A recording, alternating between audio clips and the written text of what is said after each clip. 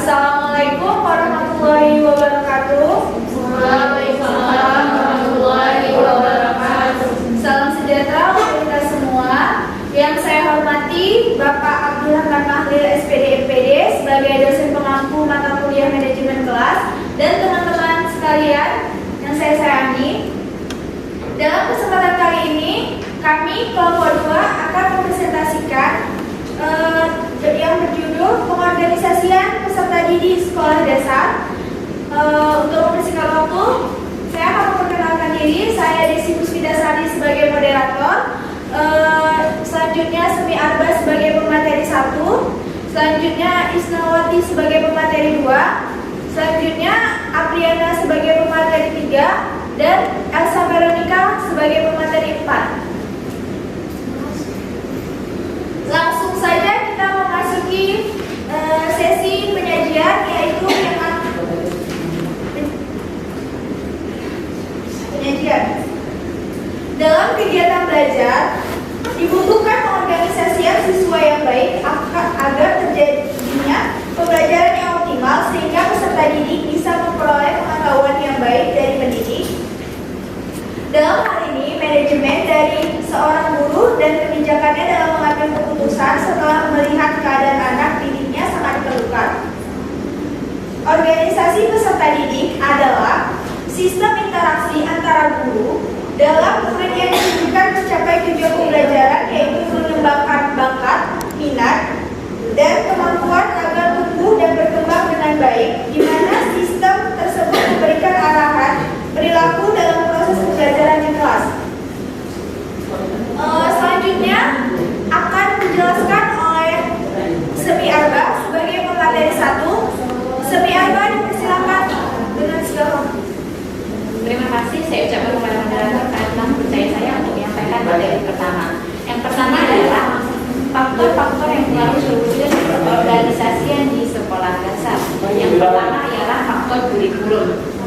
Yang mana faktor kurikulum ini sangat berkaitan dengan pengorganisasian, di mana kurikulum ini ialah rancangan pembelajaran, yang mana kita harus merancang pembelajaran ini yang bersifat edukatif. Nah, edukatif itu ialah yang bersifat pendidikan, yang mana seorang guru itu harus mampu membentuk seorang siswa itu untuk membentuk kepribadian individual dan kepribadian sosial. Artinya kita bisa memenuhi kepribadian sosialnya dan individunya. Yang kedua ialah gedung dan sarana kelas atau sekolah. Nah, tentunya kurikulum ini bisa berubah dan tahun ke tahun bisa berubah. Sedangkan kalau gedung itu nggak bisa dirubah lagi jika sudah dibangun kokoh. Nah, maka dari itu seorang yang ingin organisasi sekolah ini bagus dan kreatif, efisien, maka harus dirancang gedung yang kreativitas. Artinya bisa digunakan ketika kurikulum itu berubah, tidak berpatokan hanya pada kurikulum itu saja, tapi memprediksikan bahwa ruangan dan sarana itu bisa digunakan untuk kurikulum selanjutnya, yaitu efisien dan efektif. Yang ketiga ialah guru. Hadari Nawawi menyatakan guru adalah orang yang bekerja dalam bidang pendidikan dan pengajaran yang bertanggung jawab dalam membentuk anak. Nah, kenapa sangat penting seorang guru itu dan mempengaruhi faktor daripada perwujudan berorganisasian? Karena tanpa adanya seorang guru tidak ada seorang petunjuk, seorang motivator dalam pengorganisasian. Yang pertama, misal seperti penerapan pada kurikulum tersebut, kurikulum yang harus bersifat edukatif. Jika seorang guru tersebut jika seorang guru tidak ada, lalu siapa yang akan membentuk edukatif tersebut yang bersifat mendidik? Karena tidak akan bisa berjalan sesuatu dengan baik jika guru tidak berubah. Misalnya kita lihat contoh pada kurikulum 2013, di mana seorang pembelajaran itu atau berpusat kepada siswa dituntut untuk kreatif. Jika guru tidak memberikan rangsangan atau stimulus kepada siswa untuk kreatif, tentu tidak akan bisa kreatif. Maka itu sangat penting untuk seorang guru. Yang keempat itu ialah murid. Nah, murid juga harus memiliki perasaan kebersamaan. Artinya perasaan kebersamaan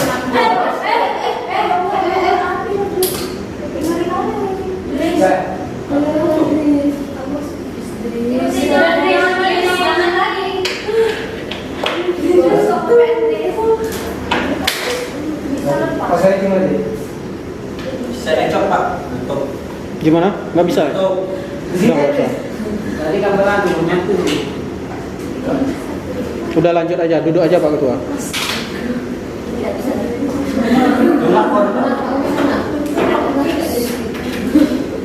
Yang keempat itu ialah murid.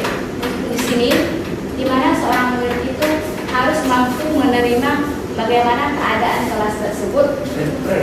Nah, dengan tujuan apa? Supaya murid ini dapat bertanggung jawab atas apa yang dilakukan di dalam kelas tersebut. Nah, untuk membangun sifat tanggung jawab seorang murid itu, yang pertama ialah dalam perencanaan pembelajaran kita harus mengikut sertakan atau melibatkan murid dalam menyusun rancangan pembelajaran agar mereka ikut untuk menumbuhkan rasa tanggung jawab terhadap diri mereka pribadi. Yang kedua itu murid memberi kesempatan pembagian tugas untuk kepentingan kelas. Nah, dibentuk pembagian tugas.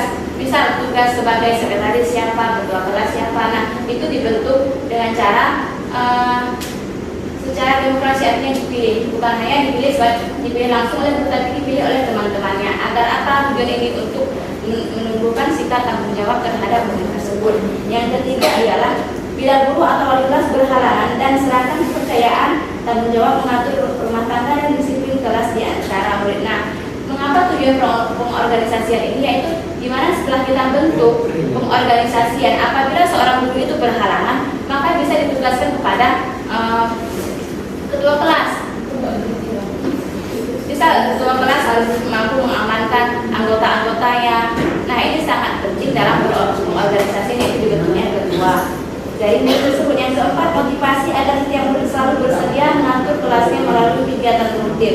Nah, seorang guru juga harus memberikan motivasi kepada siswa-siswanya agar tujuannya apa? Agar mampu menjalankan tanggung jawab dan disiplin meskipun ketika guru ada ataupun tidak berada di dalam ruangan.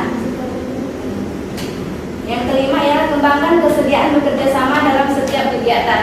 Nah, seorang guru juga harus mengembangkan kegiatan mau ikut bekerja sama kepada siswa tersebut. Tujuannya agar apa? Agar pencapaian pengorganisasian kelas tersebut. Jika tidak ada yang rasa kerjasama, otomatis tidak akan bisa berjalan dengan lancar. Selanjutnya ialah susunan bersama murid tata tertib dan disiplin kelas. Nah, seorang guru juga harus menyusun tata tertib dan disiplin kelas. Misal seperti kita kalau perkuliahan itu kontrak perkuliahan. Nah, begitu juga dengan siswa SD kita menyusun tata tertib, bagaimana ketika masuk ke kelas, jam masuk ke kelas, bagaimana sikap ketika teman presentasi, bagaimana ketika berdiskusi. Doronglah agar murid secara terus-menerus ikut memikirkan kegiatan kelas dan berani mengusulkan untuk dilaksanakan bersama. Nah, seorang guru juga, murid ini harus didorong. Tujuannya apa? Didorong itu agar dia mampu mengusulkan pendapat dia, mampu menerima pendapat orang lain. Karena tanpa adanya rasa mau menerima dan memberi ide, itu tidak akan bisa berjalan sesuatu dengan baik. Organisasi itu akan berhambat.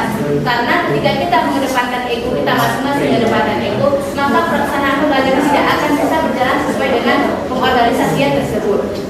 Selanjutnya ialah faktor dinamika kelas, yaitu di mana daripada gaya-gaya kelas tersebut, misal seperti sikap-sikap siswa tersebut. Faktornya ialah ketika seorang guru telah masuk pengorganisasian berhasil, maka seorang guru juga harus memahami dinamika kelas tersebut. Seorang guru harus paham bagaimana kelas tersebut, bagaimana watak dan prinsip di kelas tersebut. Nah, selanjutnya sampai di sini saya kembalikan lagi kepada moderator. Terima kasih. Terima kasih kepada Smi Arba sebagai pemateri 1 yang menyampaikan materi yang luar biasa.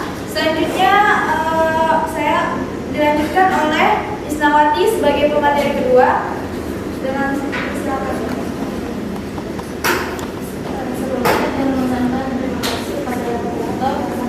Adapun materi selanjutnya yaitu tentang keterampilan mengelola kelas, di mana pada keterampilan mengelola kelas ini terdapat faktor yang menunjang terciptanya suasana yang baik dalam belajar mengajar. Yang pertama itu ialah faktor dari seorang guru, di mana guru adalah tenaga pendidikan yang pekerjaan utamanya itu ialah mengajar. Kegiatan belajar mengajar yang dilakukan guru itu tidak hanya berorientasi pada kecakapan yang berdimensi ramah, tetapi juga dengan rasa yang nyaman ketika saat mengajar di dalam kelas. Yang kedua itu ada faktor peserta didik. didik. Nah, peserta didik ini merupakan sasaran kegiatan belajar mengajar. Peserta didik merupakan pelajar yang sedang berkembang biak baik dari segi rohani maupun jasmani. Yang ketiga itu ada faktor sarana. Faktor sarana atau fasilitas adalah segala sesuatu yang dapat digunakan dalam usahanya. Sarana atau fasilitas sangat penting bagi peserta didik karena itu merupakan tujuan mereka di dalam pendidikan. Yang keempat itu ada situasi, di mana situasi merupakan salah satu faktor yang dapat mempengaruhi proses belajar mengajar. Yang kedua itu ada penyebab timbulnya masalah dalam mengelola kelas. Secara umum penyebabnya itu adalah hilangnya hubungan antara peserta didik dengan guru, di mana peserta didik yang dimaksud adalah kurangnya komunikasi yang baik antara guru dengan siswa ketika proses belajar mengajar di dalam kelas. Yang kedua itu kurangnya profesionalisme peserta didik dalam pembelajaran baik dalam penggunaan metode, strategi maupun media. Dan yang ketiga itu tidak ada kerjasama antara orang tua, guru dengan siswa.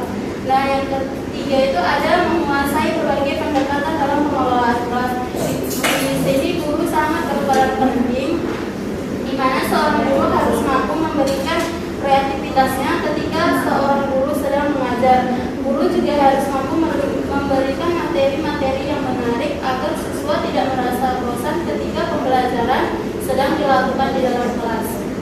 Selanjutnya akan dijelaskan oleh pemateri. Terima kasih kepada Isnawati sebagai pemateri kedua, penyampaian materi yang luar biasa. Selanjutnya yaitu pemateri ketiga, yaitu Apriana. Dipersilakan. Terima kasih kepada moderator. Di sini saya akan menjelaskan tentang macam-macam pengorganisasian kelas. Yang pertama ada organisasi intrakelas dan ekstrakelas.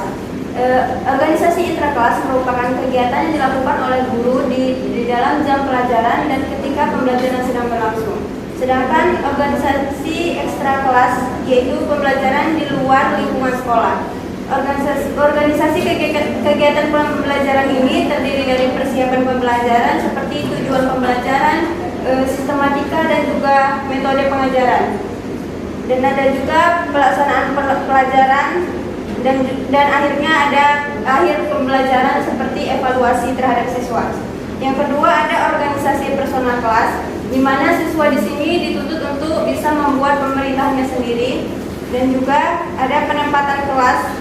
Penempatan kelas juga perlu memperhatikan jenis kelamin dan juga gangguan dari indera siswa sendiri. Yang ketiga ada penugasan siswa. Penugasan siswa di sini harus diberi tugas sesuai dengan kemampuan siswa tersebut. Yang terakhir ada pembimbingan siswa. Pembimbingan siswa yaitu memberikan pengarahan dan diberi kesempatan kepada siswa untuk mencurahkan isi hati mereka. Yang ketiga ada pengaturan fasilitas fisik siswa, berupa pengaturan alat pelajaran, misalnya papan tulis, meja dan juga kursi, pengaturan ruangan, bentuk kelas, bentuk meja dan juga bentuk kursi, serta pengaturan tempat duduk yang berbasis sejajar terdiri dari 8 sampai 10 siswa. Yang terakhir ada pemeliharaan keindahan dan kebersihan kelas. Ini dimaksudkan agar kelas terasa menarik, menyenangkan dan juga artistik. Serta di sini ada pengaturan ventilasi guna untuk memberi suasana kelas yang cerah dan juga tidak menggema. Selanjutnya kami berikan kepada moderator. Terima kasih kepada Apriana sebagai pemateri ketiga yang menyampaikan materi yang luar biasa. Selanjutnya pemateri keempat yaitu Elsa Veronica. Dipersilakan. Baik, terima kasih moderator. Selanjutnya saya akan menjelaskan tentang model pengorganisasian sasari. Nah, di sini yaitu adalah model pengorganisasian peserta itu terbagi dalam 3 model pembelajaran. Yang pertama individual, kelompok, dan kelas. Nah, saya akan membahas tentang model pembelajaran yang individual. Nah, di dalam model pembelajaran individual ini, yaitu guru memberikan bantuan dan bimbingan belajar yang peserta didik bertujuan untuk memberikan keleluasaan peserta didik dan pengembangan individu secara optimal. agar ia dapat belajar secara mandiri. Dan di dalam pembelajaran ini peran peserta didik sebagai subjek belajar, yang artinya peserta didik memiliki keleluasaan dan kebebasan menggunakan waktu belajar. Dalam hal ini peserta didik bertanggung jawab atas semua kegiatan yang dilakukannya. Nah, yang kedua itu metode pembelajaran berkelompok. Di dalam berkelompok ini adanya kerjasama dari antara individu melalui kelompok. Dan di dalam kerja kelompok ini strategi pembelajaran yang mengorganisir pembelajaran dengan menggunakan kelompok belajar kecil, di mana siswa bekerja sama untuk mencapai tujuan pembelajaran, yang dimana tujuannya itu untuk mengembangkan kemampuan pemecahan masalah secara rasional dan dalam pemecahan masalah.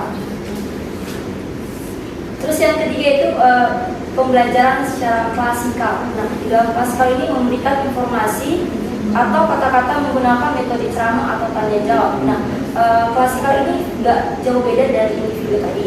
Nah, membedakannya itu adalah di klasikal ini guru memberi bantuan bimbingan belajar itu secara umum. Kayak ibaratkan guru kelas 3 memberi bantuan bimbingan belajar pada anak peserta didik dalam membaca atau mempelajari suatu masalah, mempelajari suatu tentang materi. Nah, di dalam pembelajaran klasikal ini itu awal pelajarannya berdasarkan kemampuan rata-rata kelas, dan tanggung jawab guru di dalam pembelajaran klasikal ini cukup besar. Mungkin dengan materi yang saya sampaikan, saya akan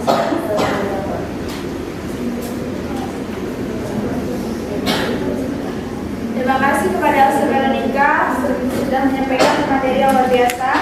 Begitu, saya akan menyampaikan kesimpulan dari pengorganisasian peserta didik di sekolah dasar. Pengorganisasian kelas secara umum dapat dipandang dari dua sudut, yaitu dalam arti sempit atau tradisional yang dilihat sebatas ruangan tempat sejumlah murid belajar, sedangkan dalam arti luas modern yaitu suatu masyarakat kecil dari sekolah yang terorganisir menjadi unit kerja, sistem belajar mengajar dengan orientasi penyampaian tujuan. Pada kesempatan kali ini saya akan membuka sesi tanya jawab